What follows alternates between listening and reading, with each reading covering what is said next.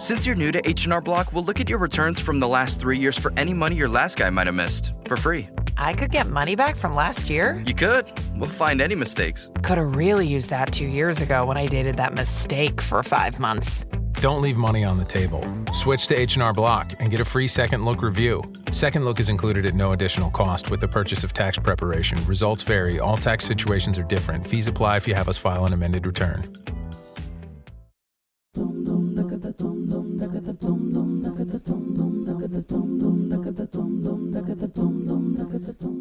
Persephone and Cassandra, Atlas and Prometheus, oligarchy, plutocracy, satire, irony, hubris, nemesis, pathos, catharsis. Sour grapes and blowing hot and cold, opening Pandora's box and leaving no stone unturned, the myths, tales and concepts of ancient Greece echo and reach into every aspect of modern life.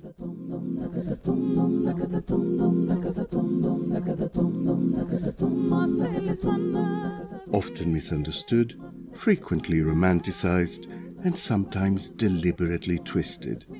To understand their origins and truth is to get a real glimpse into the universal themes that connect us to the past and to each other. This is their story. Άμα θέλεις μάνα δίρε με, άμα θέλεις μάνα δίρε με, πάλι εγώ θα βγαίνω στην αυλή για να βλέπω τον Αλεξανδρή. Welcome to Podyssey. I'm Alex Andreou. Each week we will take one myth, one concept, person, place or theme from ancient Greece, take it apart, figure out its inner workings, trace its influence, juice it for its wisdom, reimagine, update and put it back together, shiny and new.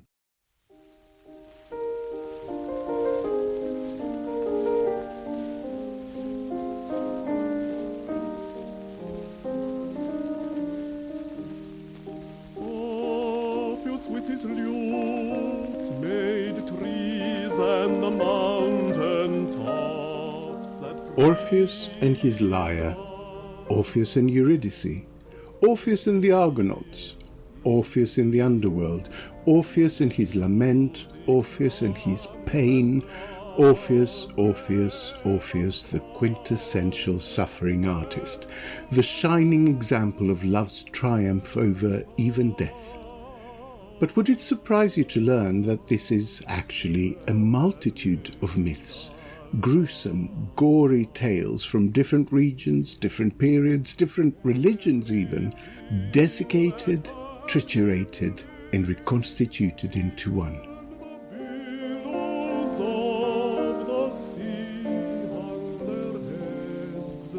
Orpheus was the ultimate Nepo baby.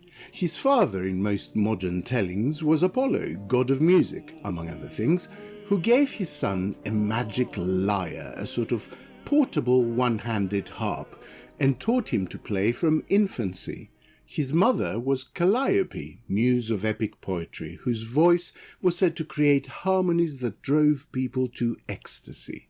She taught the boy to write lyrics and sing. Orpheus is mythologically a genetic intertwining of music and verse. He is song. With pedigree like this, chart success beckoned. He wandered his native Thrace, the wild mountainous northeastern part of Greece, as a bard of such extraordinary skill that when he played and sung, the lion and the doe, the bear and the wasp, the eagle and the hare gathered around him, charmed and placid. Flowers bloomed early, trees bent their branches towards him, streams and brooks stood still, rocks softened and, almost imperceptibly, leaned in to hear his song. Snow melted down Mount Rhodope to be near him, and even the mountain itself would refrain from casting a shadow. Whatever the true season, his music surrounded him with a portable, perpetual spring. His fame began to spread and even reached all the way south to the Argolis in the Peloponnese, where Jason was putting together the crew of the ship Argo, the famous Argonauts, for the perilous quest to retrieve the golden fleece from Colchis.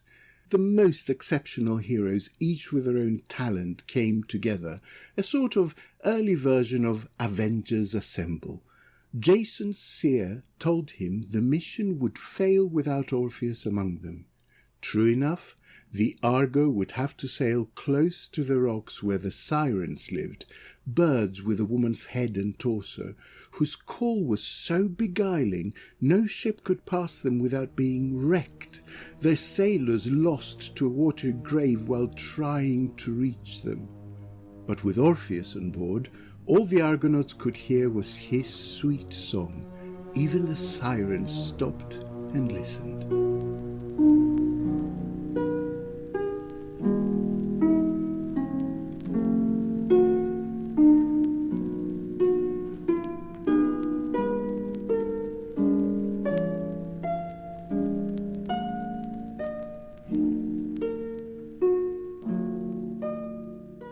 Returning to Thrace after the expedition to Colchis, Orpheus meets and falls in love with the nymph Euridice, Euridice in Greek.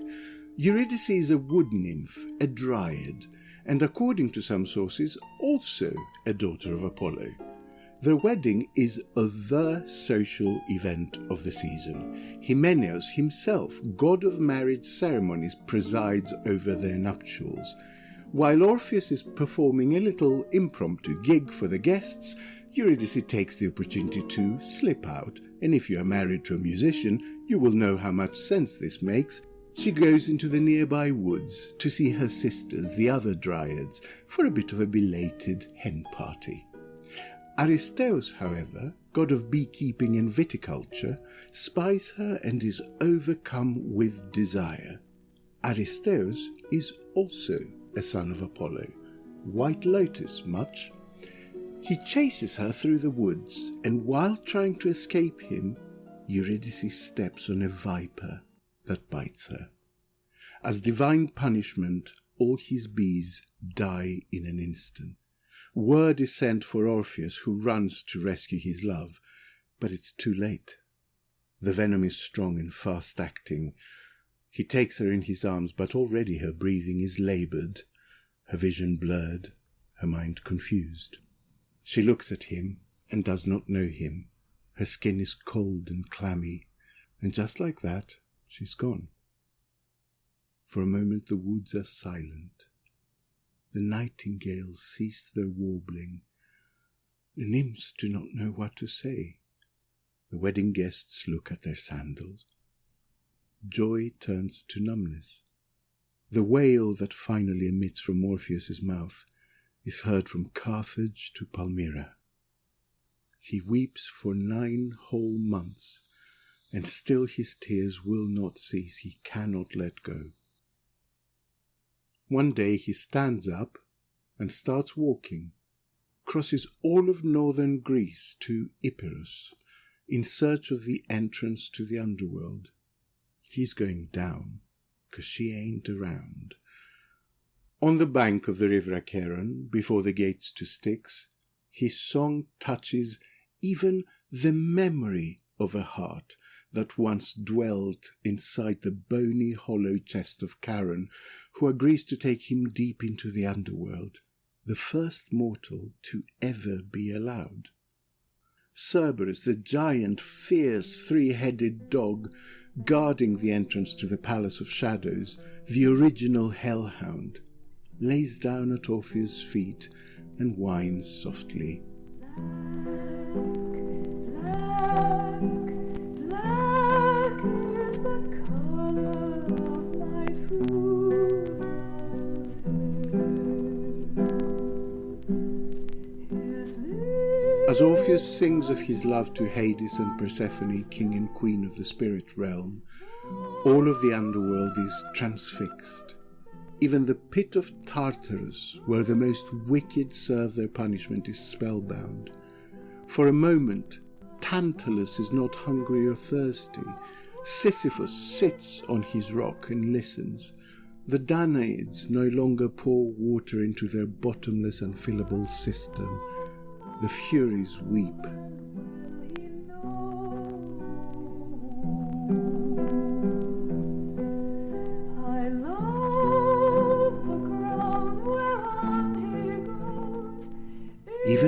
Eurydice sheds one single black tear made of iron, his first ever and his last.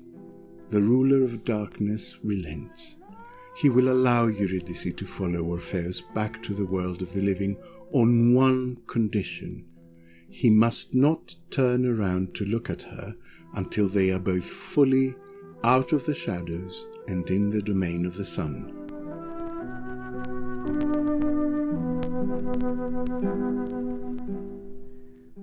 Orpheus starts his ascent, but doubt and impatience plague him.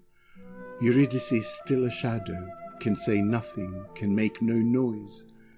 With every step he thinks the gods have tricked him, mocked him. He becomes convinced there is nobody behind him. With every minute his longing to see her grows. Insecurity gnaws at his gut, but he holds on. Finally sunlight hits his face and he turns around. Eurydice is there. But joy turns to despair as he realizes she's not yet in the sun. She fades into a mist, her lips seemingly mouthing, "Goodbye, husband."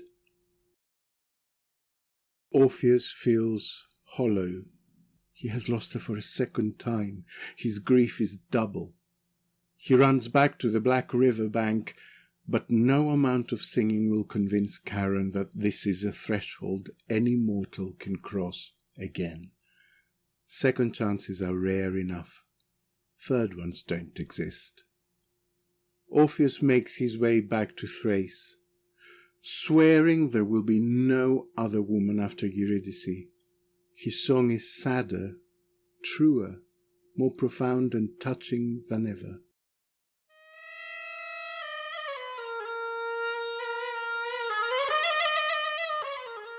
Even the Maenads, the wild women of Thrace, followers of Dionysus, who go around in constant rage and intoxicated ecstasy, the first, the original ravers, find their hearts touched, softened.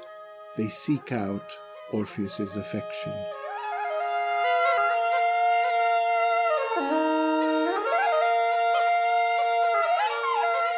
When he rejects them, they are furious. They start to throw rocks and branches at him, but even they hear his song and take his side, fall limp and compliant. Sticks and stones will not break these bones. So the Maenads start to fight, music with music.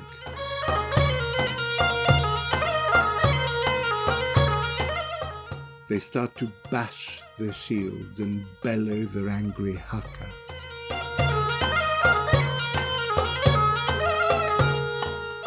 Their numbers are great, and soon they overwhelm his song.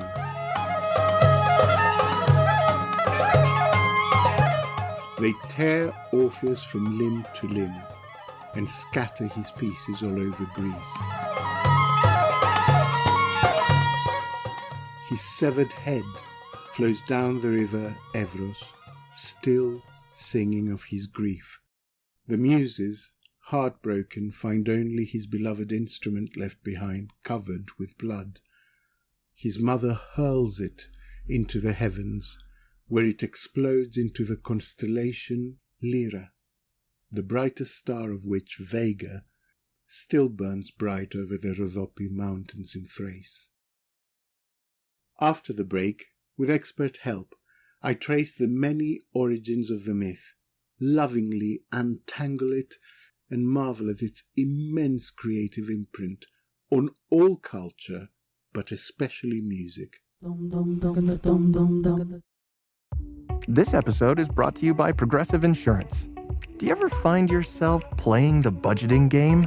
Well, with the Name Your Price tool from Progressive, you can find options that fit your budget and potentially lower your bills.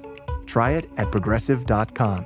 Progressive Casualty Insurance Company and Affiliates. Price and coverage match limited by state law. Not available in all states. Acura's all-new ADX, a compact SUV that isn't just built for one thing, it's precision-crafted for everything. To escape the grind with available all-wheel drive. To go with your flow with available Google built-in. Hey Google, turn it up. Okay, turning up the volume. And crafted to be heard with an available Bang & Olufsen premium sound system. The all-new Acura ADX, crafted to match your energy.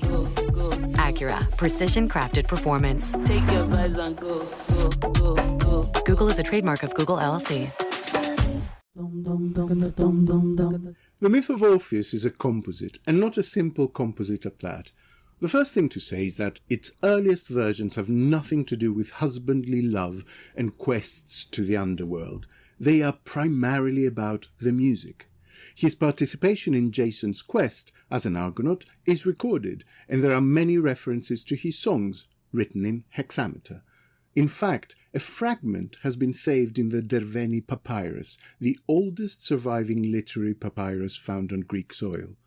The myth's roots, however, are much more ancient than any literary text, and they are present in music and the oral tradition rather than literature. In fact, many posit that the Orpheus myth precedes that of his father, Apollo, and is much more elemental and metaphysical in its qualities than the Dodecatheon soap opera that followed. I spoke to archaeologist Alex Andreou. The music of Orpheus was the first thing to reach the ears, long before his story took form in words. It was through his song that myth first lived, shifting and changing with each performance, carried by the wind and the breath of those who listened. And when Orpheus as a story started to appear in literary texts, variation came through the dramaturgy of Euripides or the works of Plato that elaborated on the theme, as writers usually do. Music, though, comes first as an instrument of materials that are easy to find at hand. The bagpipe or the double flute or the pan flute for the Bacchic orgiastic celebrations of Dionysus, the god of theatre, but also fertility. The lyre, though, is the oldest string instrument, and it was connected to Apollo, the god of music. But before that, several stories connected it to Orpheus. In later versions of the myth, Orpheus is a son of Apollo. But in all the versions of the myths that refer to Orpheus, Orpheus is the primary musician and poet, whose superhuman qualities explain his otherness and the effect he has on people and animals that feel the magic of his music.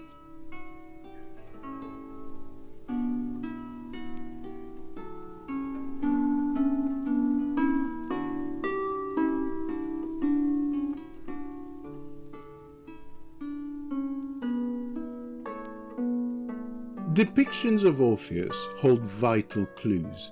He was an immensely popular figure for the art of the time. Frescoes, mosaics, pottery, erythromorpha, or red figure pottery, unlike the black figure technique that preceded them, in which the pottery would be clay-coloured and the depicted figures black.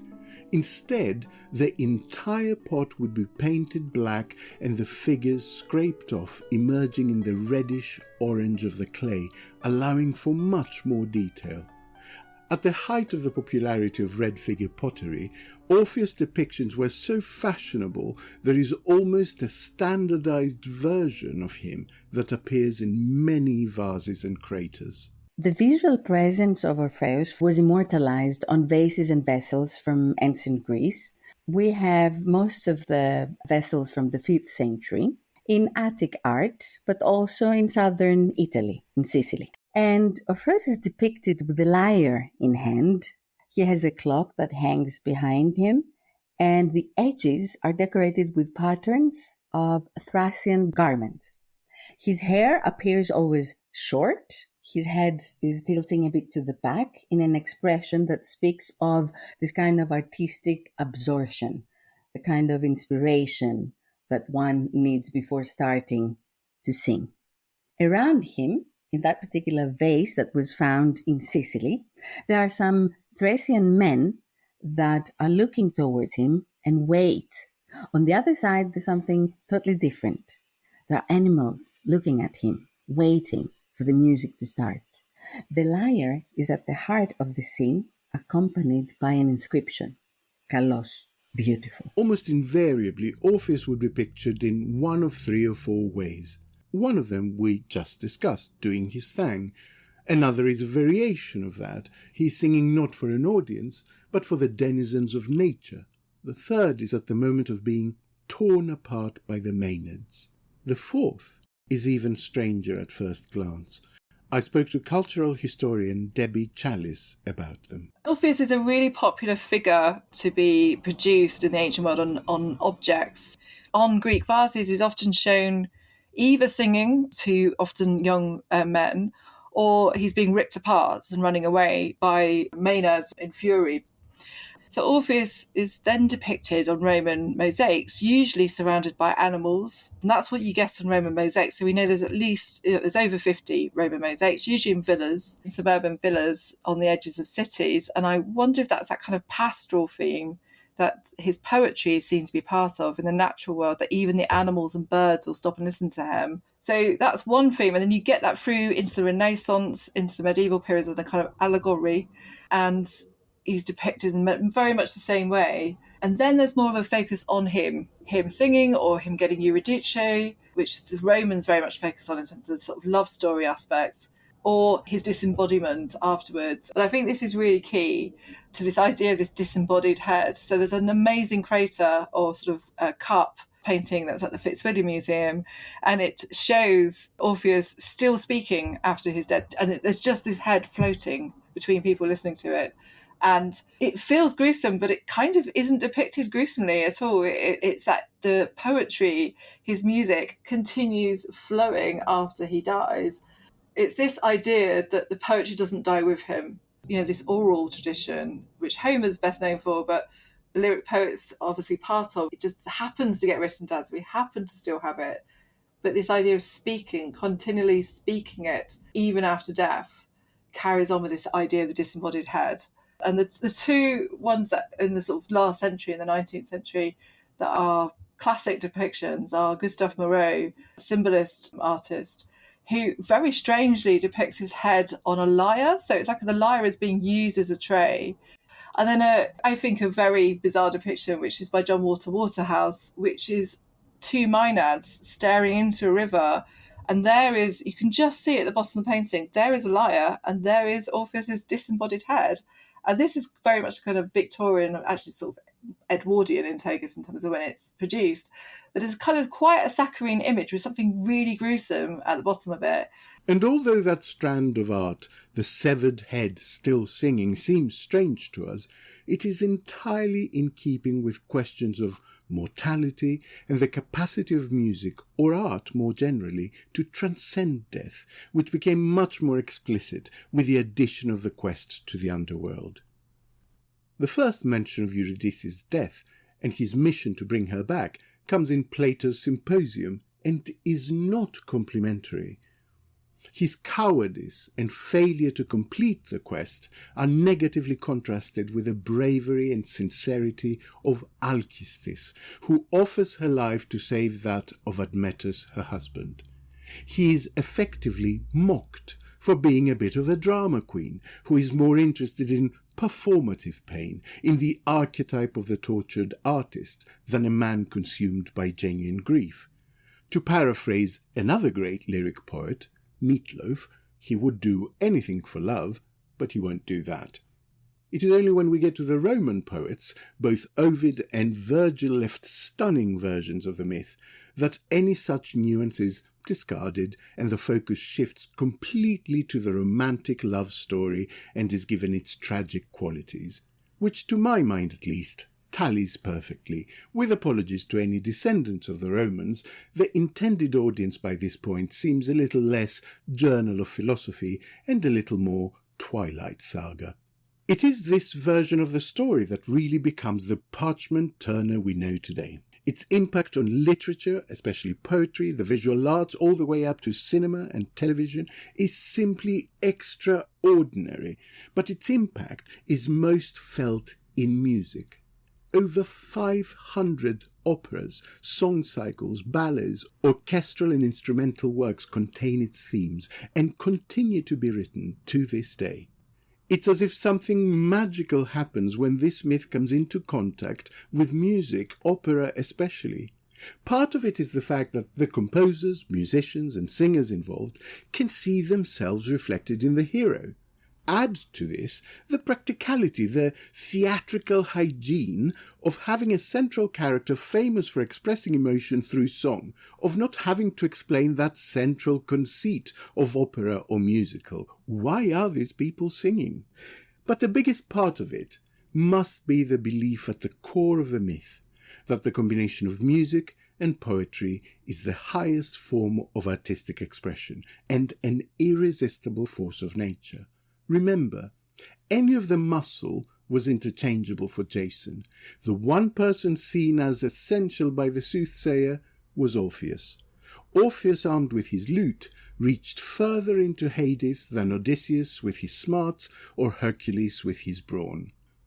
The first three preserved full operas are all of this myth. Jacopo Peri's Euridice between 1600 and 1602, Giulio Caccini's Euridice the year after, and then the one many believe to be the establishing milestone of the entire operatic genre, the work that changed everything, Claudio Monteverdi's L'Orfeo.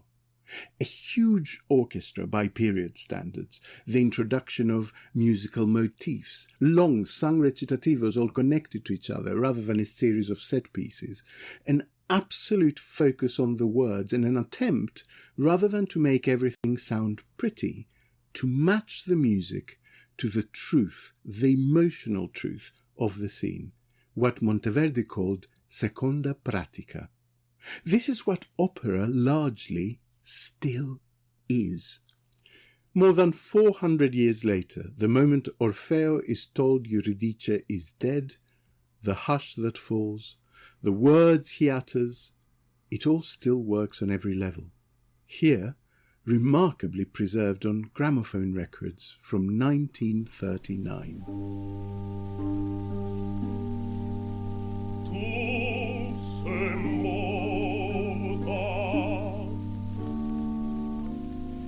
Se morta mia vita ed io respiro, tu sei da me partita. You are dead, but I still breathe. You have left forever, yet I remain. No. Ed io rimango.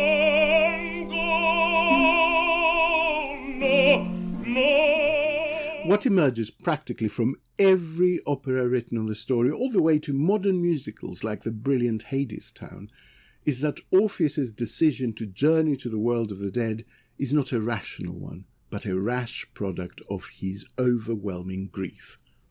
That decision results in what is known as katabasis, literally meaning to descend, both physically to the underworld, but also emotionally to raw pain, an episode seen as useful for processing grief. Orpheus's katabasis, literally the descent, is a common feature in hero quests, and the term is used by Aristotle in Poetics to describe the emotional purging that comes from experiencing tragedy. In the case of Orpheus, his descent to the underworld could have represented a form of catharsis for the ancient Greeks, especially in the context of the theatre. The Greeks believed that tragedies had the power to purify the emotions of the audience, helping them to come to terms with their own fate as mortals, their own fears, desires, and existential questions. So through the subject of katabasis, people could actually discuss mortality. I guarantee you have experienced hundreds of examples where katabasis is at the center of a novel, film, or series without even knowing it. The recent Disney Pixar film, Coco, directly taps into the Orpheus myth in a hugely touching way, I discussed it with film critic Linda Marek. Disney and Pixar's animation Coco is a modern retelling of the Orpheus myth. It is set within the vibrant tradition of Dia de los Muertos in Mexico. Like Orpheus, Miguel journeys to the land of the dead in search of a lost loved one, his great-great-grandfather Hector. Using music as a bridge between worlds, Miguel's music holds the power to connect generations and restore memories. The film also plays with the myth's theme of trust versus doubt. Miguel initially idolizes the wrong figure, Ernesto de la Cruz. Mirroring Orpheus's fatal hesitation, Coco offers a more hopeful conclusion. Miguel ultimately succeeds. The mythic idea that forgetting a loved one is akin to losing them forever is at the heart of Coco, turning its version of the Orpheus story into one of redemption, love, and the enduring power of remembrance.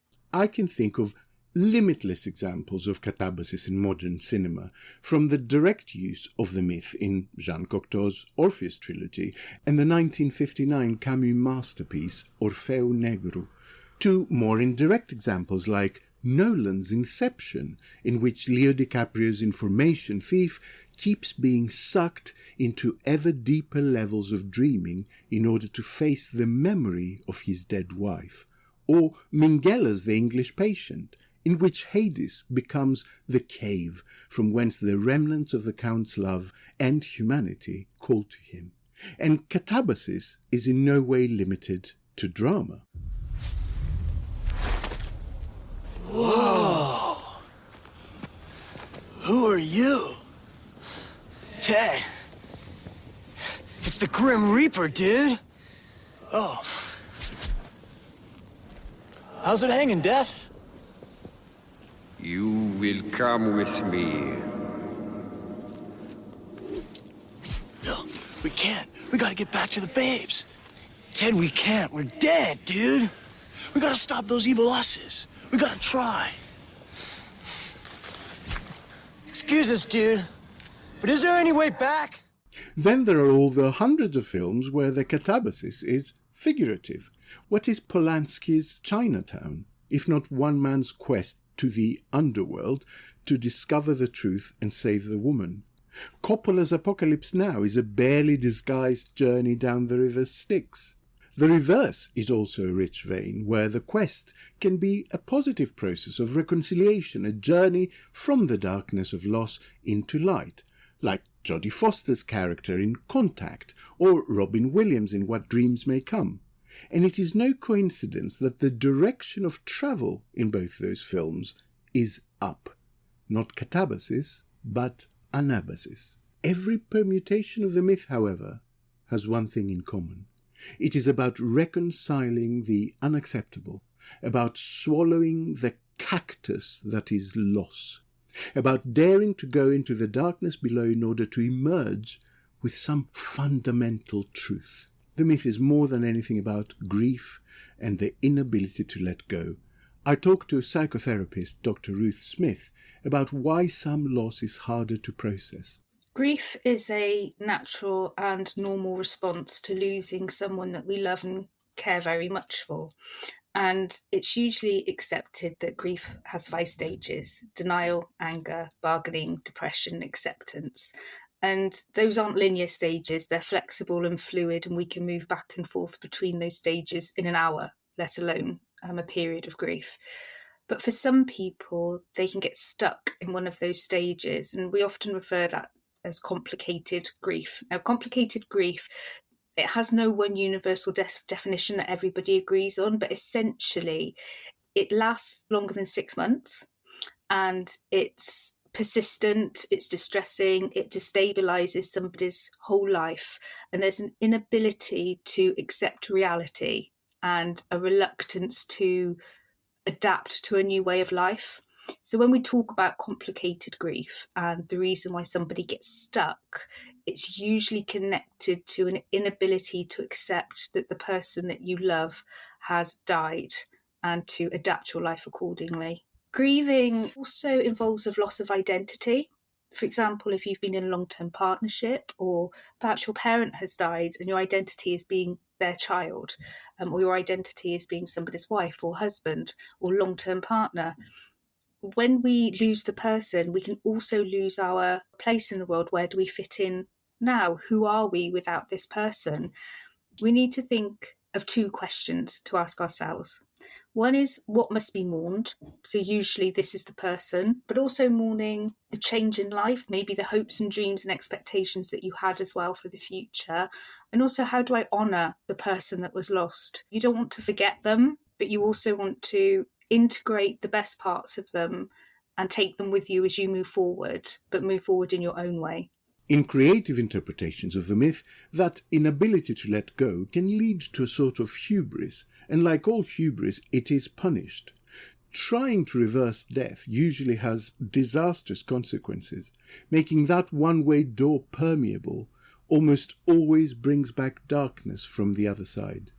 The consequences might be surreal, like in Twin Peaks when Agent Cooper goes dimension hopping to prevent the murder from happening, or Stranger Things where everything becomes twisted and the here is no longer safe from the upside down. They can be violent, like in Stephen King's Pet Sematary or the Hellraiser franchise, or they can be hilarious, like in Weekend at Bernie's or Death Becomes Her. Bottoms up.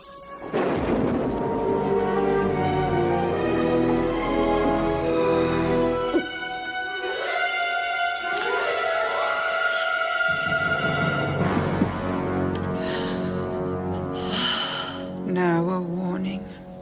Now a warning? Take care of yourself. You and your body are going to be together a long time. Be good to it. Death is not only natural, but universal.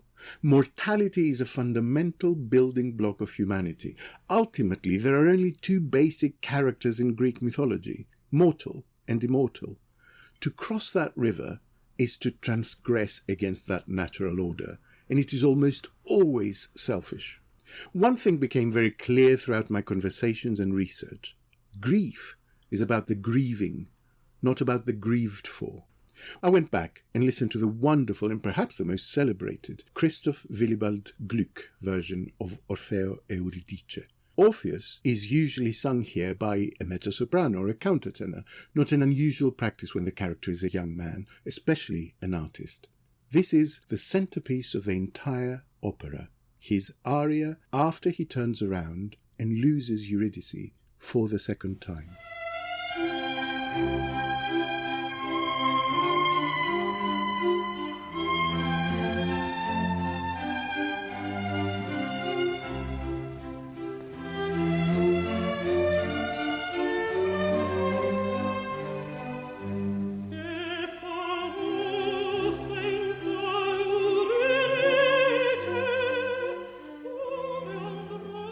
Entire essays have been written about this piece of music. It is no doubt stunning, an explosion of emotion.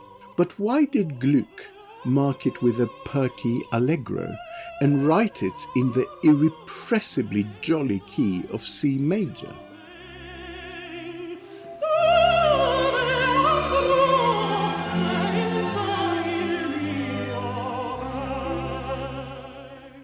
Joseph Kerman, in his book Opera as Drama, suggests it is because this is not a lament. Orpheus is on top of his feelings, projecting them in artistic form. M. Owen Lee, in A Season of Opera, claims it is because Orpheus has reached a point beyond human feeling.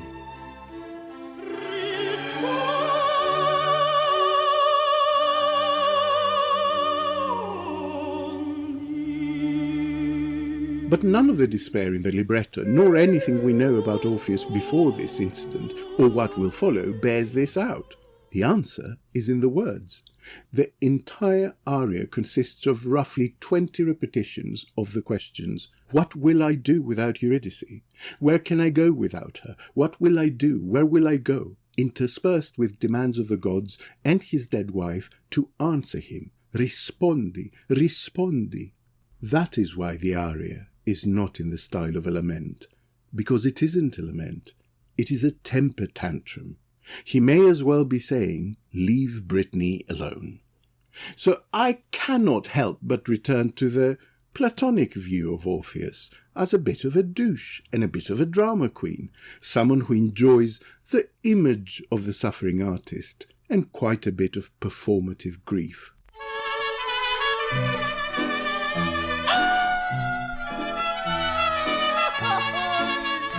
¡Qué infeliz soy, verdad de Dios! ¡Otra copa! Soy infeliz. ¿Más? Porque sé que no me quieres, ¿para qué más insistir? After the break, in the final part of our journey, I ask, who is Euridice in this? Where is her voice? What are her wishes? And why does Orpheus turn and look at her? This is pretty much a you-had-one-job situation. I made two startling discoveries. Que me sirvan otro trago, cantinero, yo lo pago, pa' calmar este sufrir. Vive feliz en tu mundo de ilusiones.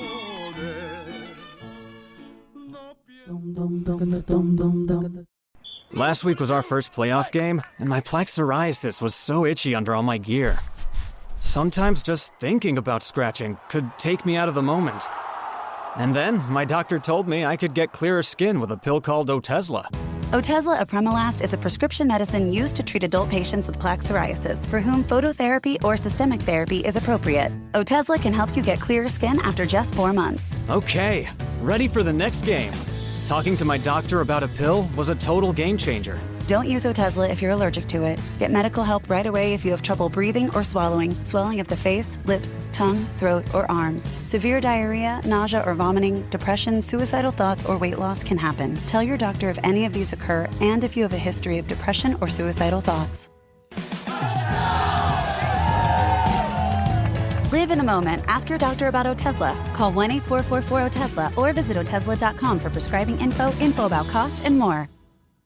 So good, so good, so good. Just in and so good. Thousands of spring finds up to 70% off are at Nordstrom Rack stores now. And that means thousands of fresh reasons to rack. How did I not know Rack has Adidas? Vince, Calvin Klein, Rag & Bone? Obsessed. Why do we rack? For the hottest deals. Save on Madewell, Kate Spade New York, Sam Edelman, Joe's, and more. Great brands, great prices. That's why you rack. A confession. I withheld a piece of information that points to a major plot hole in our story. Forgive me. The river Lethe. It surrounds the island of dead souls at the center of the Underworld. Who said geography is not important? Lethe means forgetting, oblivion. The souls of the newly dead, especially in the Orphic tradition, would drink from the river Lethe and forget all about their life and those they had left behind.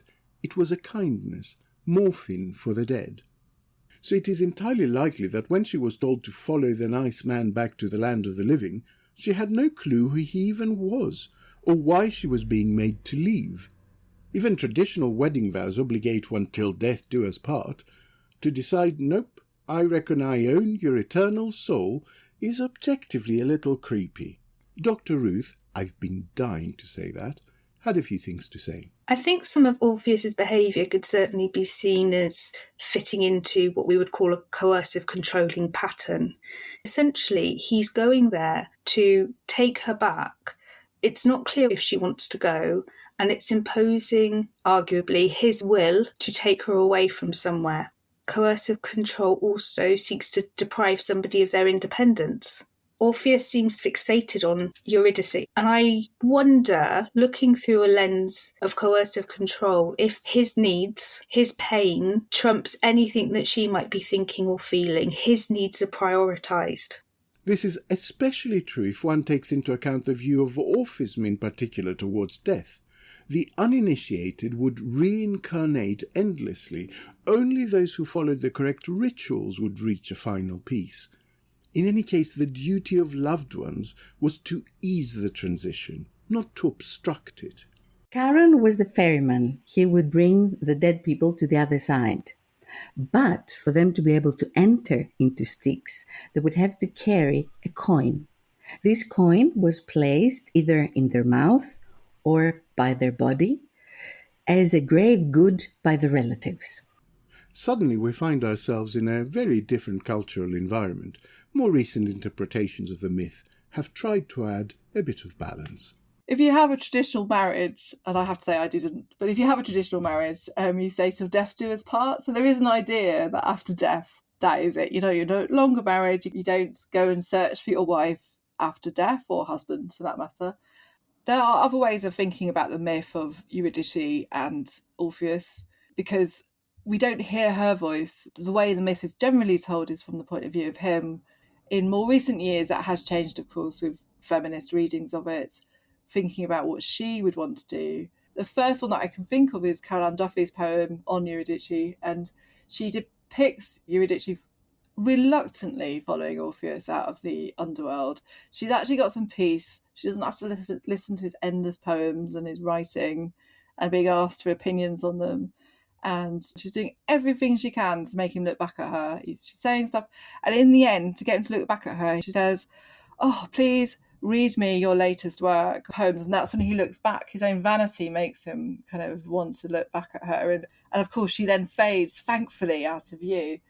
And you can see this in the recent TV series Chaos. Euridice actually is thinking of leaving Orpheus. Is this depicted as a kind of, Robbie Williams type? So she's thinking of leaving him, and then obviously she gets knocked over by a car and ends up in the underworld. But she's not moved on. She's in the kind of zone where all the shades are, and everybody wants to be moved on, and she's not moved on because Orpheus takes the coin out of her mouth. So she's stuck there. That's myth. It's not about what she wants. He can't move on. He can't let go of his grief. He comes back, but it's not about her. It's about him.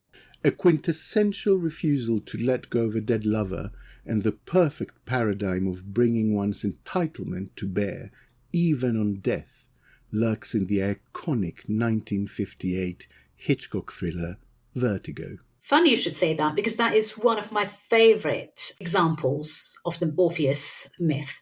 In the film, James Stewart is Scotty Ferguson, a troubled former San Francisco cop, now detective, who becomes obsessed with Kim Novak's Madeline, a mysterious and hauntingly beautiful woman he's been hired to trail. Scotty, like Orpheus, ventures into the realm of the unknown in search of Madeline in the hope of bringing her back from the brink of self-destruction. Scotty becomes consumed by grief when Madeline kills herself. After encountering Judy, a woman who looks remarkably like the now deceased Maddie, Scotty attempts to recreate Madeline in Judy's image. Hitchcock uses a spiral motif repeatedly in the movie. One, to symbolise Scotty's fear of heights, hence the Vertigo title, and the other, his obsession spiralling into madness. Now look, I just want an ordinary, simple gray suit. But I like that one, Scotty. No, it's not right. The gentleman seems to know what he wants. You're looking for the suit that she wore for me.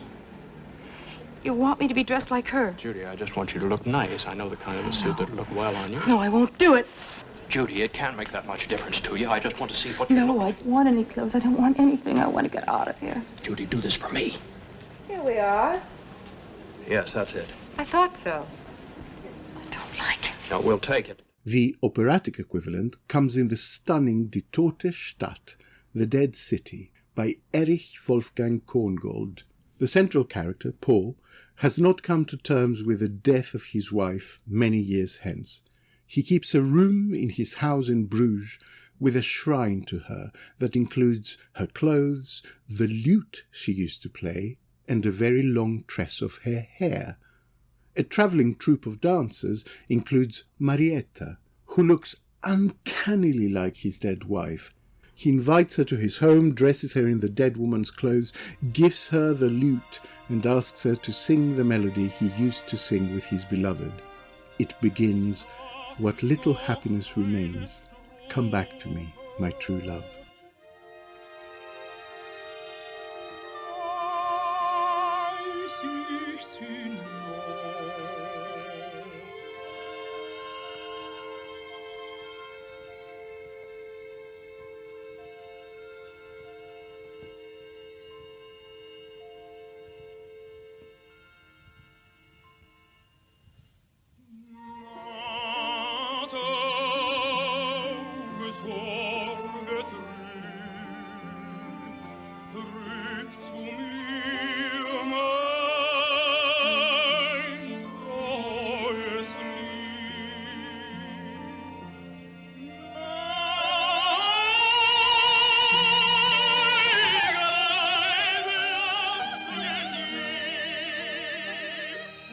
The song ends, Sterben trennt uns nicht, musst du einmal von mir gehen, glaub, es gibt ein Auferstehen. Death will not separate us. If you must leave me one day, there will be a resurrection.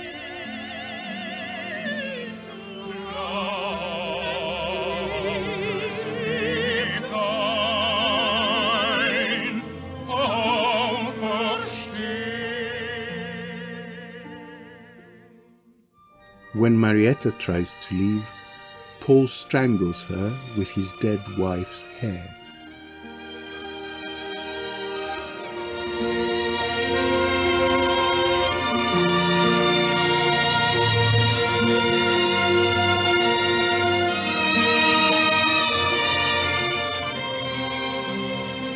Fortunately, that latter episode turns out to have been a waking nightmare.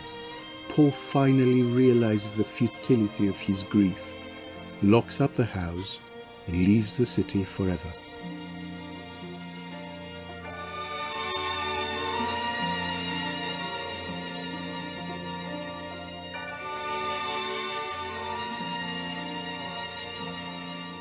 But if possessing or repossessing Eurydice is so central to Orpheus's needs and desires, why does he look back? It is easy enough not to.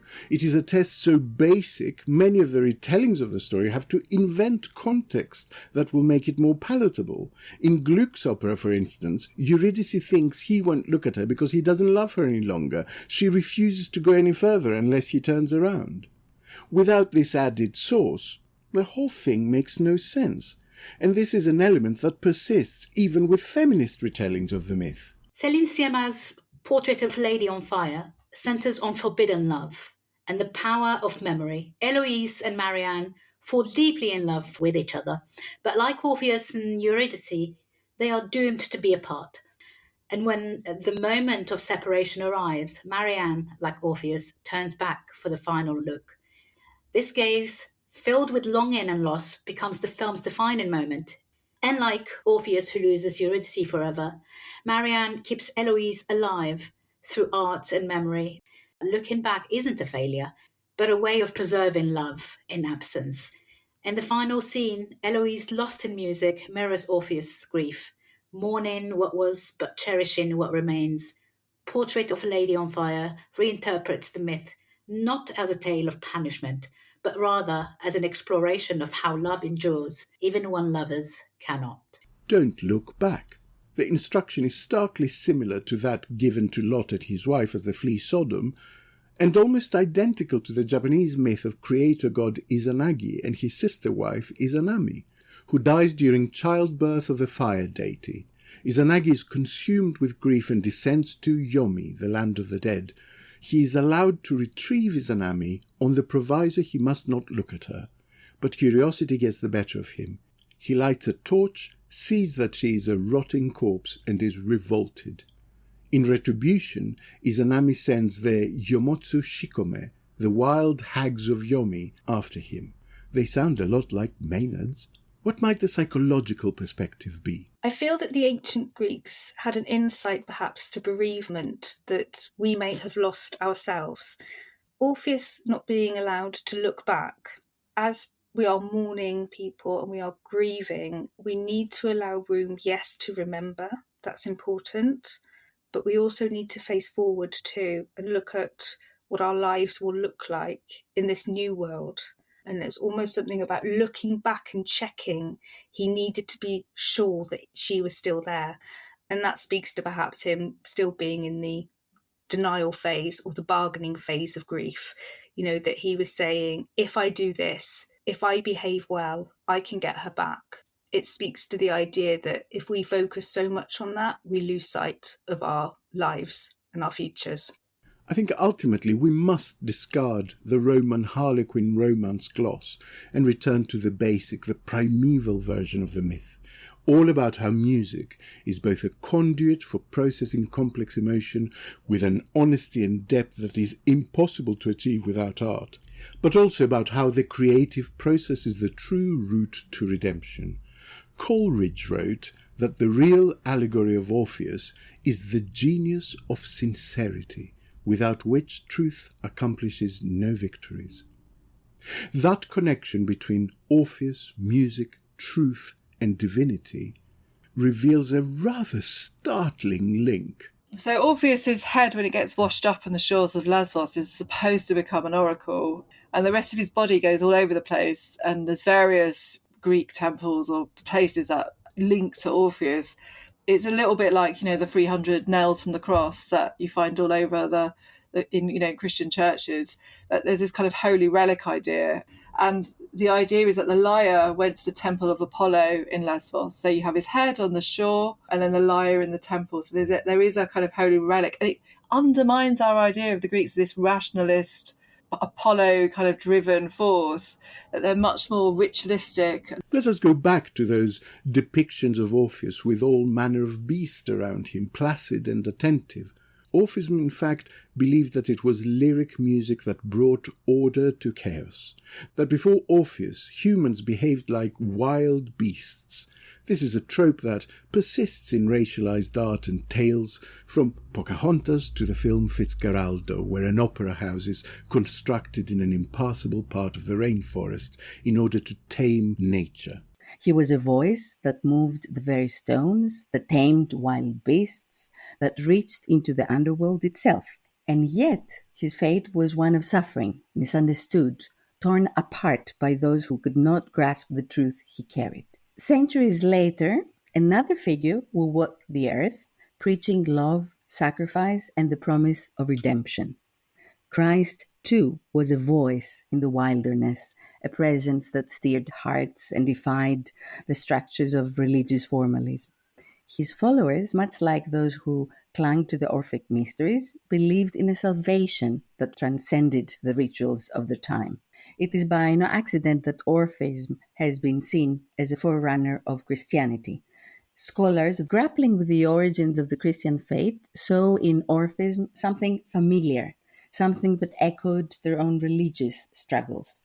They imagined Orpheus as a prophet-like figure, delivering direct revelation, guiding souls beyond death, offering rituals, but also a path to divine understanding. This image of Orpheus, which is something between an Orpheus but also a Christ, we find today in Galla Placidia, a monument at Ravenna. There, Christ holds a lyre, and he has all the animals around him, calmly looking at him and listening to his music. The catabasis, then, becomes significant, but not because of Euridice. She probably never existed. She is Orpheus's lyre, a special kind of lyre, by the way, not like the one Sappho, for instance, is seen holding, but one called kithara, which has a woman's curves and which he is always depicted passionately embracing. Euridice is a cipher for the elusive nature of inspiration. His love is art. The trip to the underworld is probably a metaphor for the creative process, which often demands a swim in the cold, dark waters of the Styx, requires as much trust and effort as love, and leaves one just as vulnerable and at risk of being torn to pieces. And in no other aspect of the human condition is the need for music more essential than the reconciling of life and death, of love and loss. There is no culture, no tribe, no era where humans do not have lullabies and funeral laments.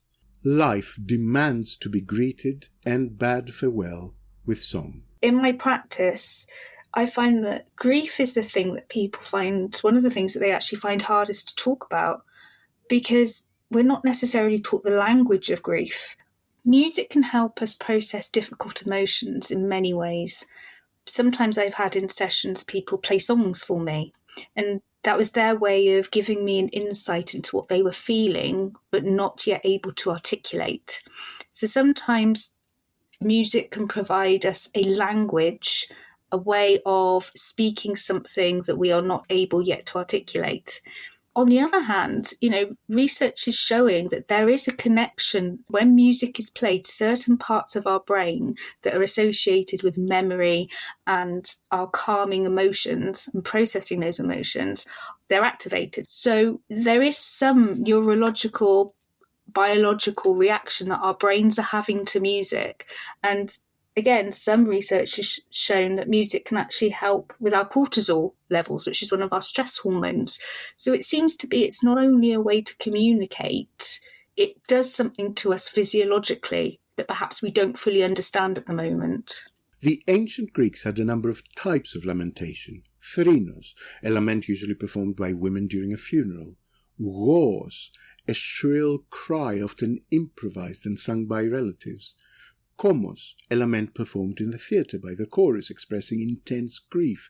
Imoyi, a type of spontaneous mass harmony that might arise throughout a city when news spreads of a king or hero dying. Elegos, grand poetry that could express grief. Ialemos, a type of dirge associated with melancholy. Epitaphios and epikidios, the oration given at a graveside or a funeral ceremony respectively. And even paraklapsithiron, which involved a person standing outside a door lamenting the absence of a loved one.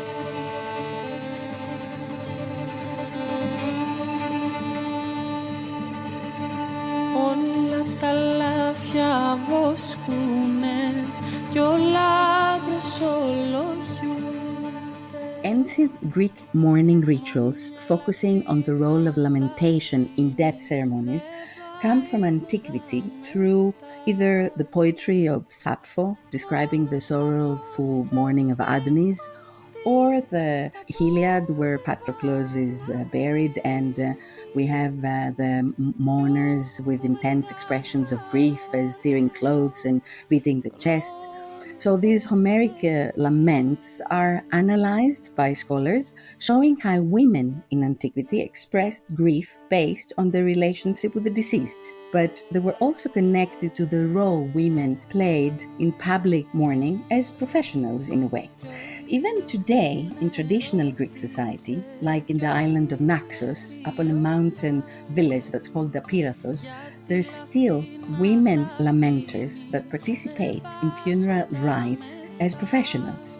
If you see them going through the streets of Apirathos in a group dressed in black clothes, singing in an hexameter, is like looking into a chorus from an ancient Greek tragedy.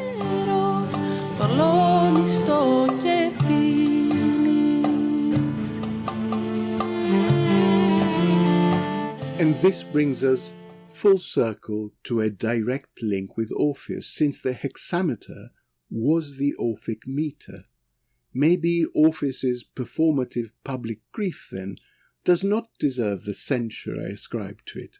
Maybe that is the point of it, to give the broadest possible opportunity for the hardest possible conversations. Several scholars have researched Greek lamentations from linguistic, anthropological, and ethnographic perspectives. And these studies provide insights into the symbolic and performative aspects of mourning. Losing someone that is dear to you and having this kind of traditional mourning songs, it's a kind of catharsis again for the relatives that are left behind, for the relatives that want to remember their dead as they say goodbye to them. And through this kind of musical expression that the women use, people can say goodbye. The function of the myrologitres, the professional mourners, then, is, like Orpheus, to provide as wide a framework as possible in order to allow those genuinely affected to go as small or as big as they want in order to express that selfish human fury at someone being taken away from us, to participate in an act of catharsis, and to give social cover for that to happen without one feeling silly or judged, to set the trend. Because, believe it or not, the single most constricting factor to the way we express grief is the current trend. Mourning, like everything else, moves in a cyclical way through various fashions. Debbie explains. John Keats, one of the last romantic poets in Britain, certainly, died very young, only in his mid-20s in Rome. He never got to Greece. He was very influenced by Greece, and he used to go and look at the British Museum, and he used to look at, there was a depiction of a lyre there, and he obviously wrote a sonnet on seeing the Elgin marbles.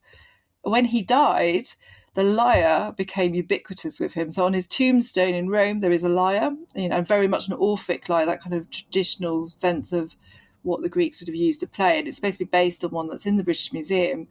And then, bizarrely, there's also a brooch which uses, I think it's 8 strands of his hair as strings in a lyre.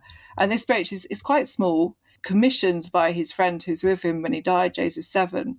And it was meant to be a gift for his fiancée, Fanny Braun, who nobody knew about really at that time, apart from his very close friends. And you can still see it. It's not in Keats House Museum anymore, but it's part of the City of London archive. And this lyre is interesting because it speaks to Orpheus, but it also speaks to mourning and remembrance and the idea of the poet as being immortal, through his hair and through the lyre, that somehow he's still singing. And it's part of a tradition of mourning that's changing at that time. And before you have, it's much more spiritual, it's much more whether you're going to be redeemed or not. And then in the Regency period, there's more of a focus on emblems of mourning and remembrance, to remember people. And I don't think there's any surprise that you also have a connection with elegiac poetry coming back into fashion, and partly influenced by Greece, but partly because of this idea of writing about people to keep their memory going. So the two are connected, but to some extent, these emblems, these are material aspects, and this is something he couldn't do, Orpheus. All he had was his lyre. So to some extent, the lyre is a kind of a symbol of remembrance, because he uses the lyre then to sing the songs. And of course, now we kind of think of hair jewelry as a bit like odd and, but it was very fashionable in the mid-19th century. It became very fashionable. There were lots of hair jewelry places at Crystal Palace, the Great Exhibition, for example. By the end of the 19th century, it already started to go out of vogue, partly because of the endless mourning of Queen Victoria. Her endless mourning kind of made it unfashionable in a way. And also it was really expensive to have all these rituals and dressing in black. And there's then a sort of tradition of kind of moving on, that it's too almost hysterical, too morbid to be looking back. And Freud obviously famously wrote about this in Mourning Melancholia in 1915. Obviously, this is at the midst of the First World War. So you've got lots of things that change these attitudes. And the stiff upper lip actually comes in towards the end of the 19th century, a sort of idea of manliness. But people can't. And Freud himself wrote that he couldn't. When his daughter Sophie died of influenza, he couldn't move on. He couldn't follow what he thought people should do. So we get these almost fashions of mourning. And the key one to point to is the death of Princess Diana and the almost hysteria, the sort of public mourning that engulfed us. But actually that happened before. That happened with the death of Princess Charlotte in 1820-21.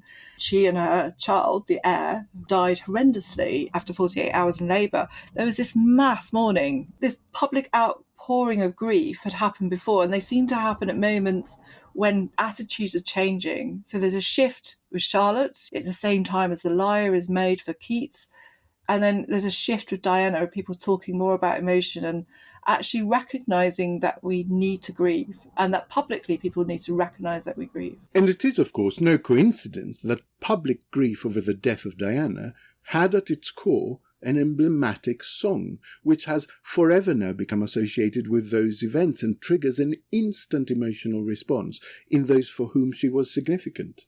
When Diana died and there was this massive outpouring of grief, I wonder, looking back retrospectively, if that had something to do with a sense of collective guilt as well, that somehow as a nation we felt culpable in her death. So it was more than mourning and grief. There was another layer there. But I wonder whether that public permission to grieve that Diana's death gave us actually has gone back slightly. I'm thinking to, for example, COVID, and how many people died during COVID, and how almost normal and numb people became to it, as a general society here I'm talking about. And I wonder if we are buttoning up and silencing ourselves again about grief after we've come off the back of a massive pandemic.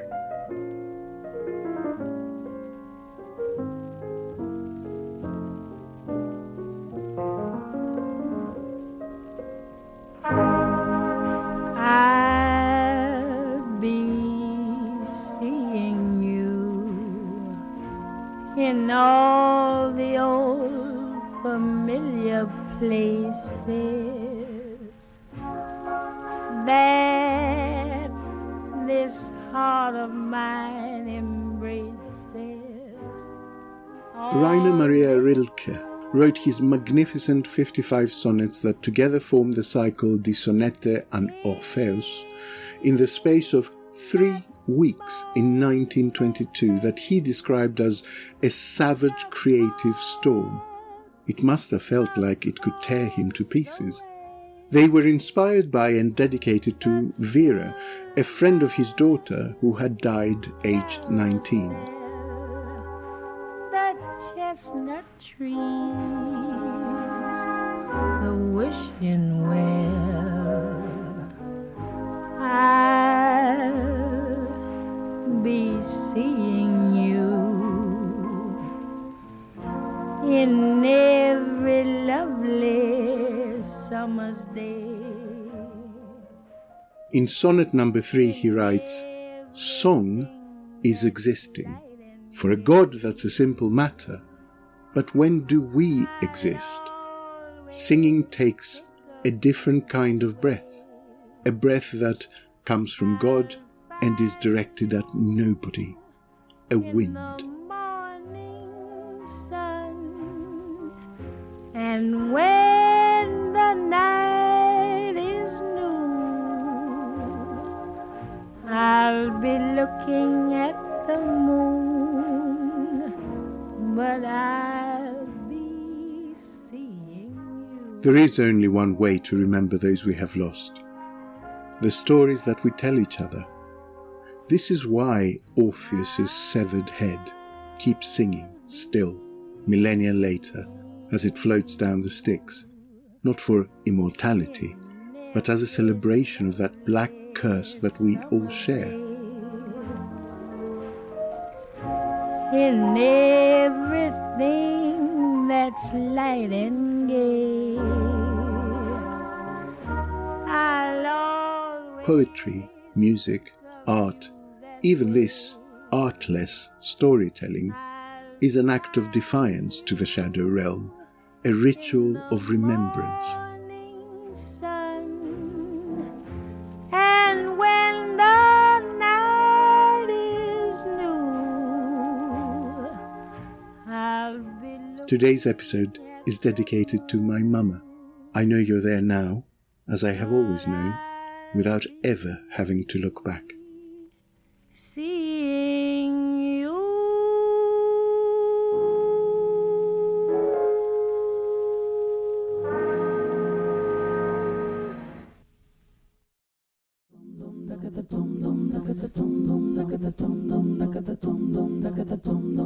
Podyssey is an audio production by Cooler Heads, written and presented by Alex Andreou. A playlist of all the music in the episode, as well as links to the films and works of art mentioned, can be found in the show notes. Creative input, sage advice and expert contributions by the 4 best muses a man could ask for: Alexandra Angeltaki-Rö, Debbie Chalice, Linda Marrick and Dr. Ruth Smith. Executive producers Naomi Smith and Kenny Campbell. Music by Mariana Sangeeta. Artwork by Simona Canello. Alex Andreou's Podyssey is a collaboration with Soundstone Global.